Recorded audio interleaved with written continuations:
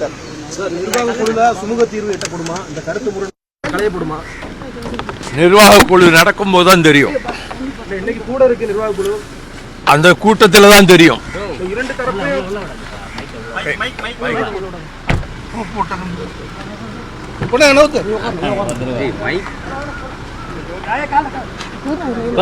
தள்ளிப்போ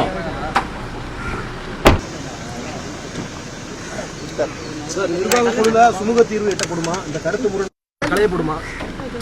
நிர்வாக குழு நடக்கும் போது தான் தெரியும். இன்னைக்கு கூட இருக்கு நிர்வாக குழு, அந்த கூட்டத்தில் தான் தெரியும். இரண்டு தரப்பையும்